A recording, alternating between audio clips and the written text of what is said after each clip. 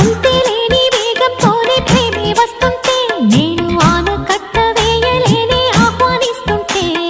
పట్టే తప్పే విరహంలోనే మునిగిపోతుంటే ఇక క్షేమంగానే జీవిస్తాని చెయ్యందిస్తుంటే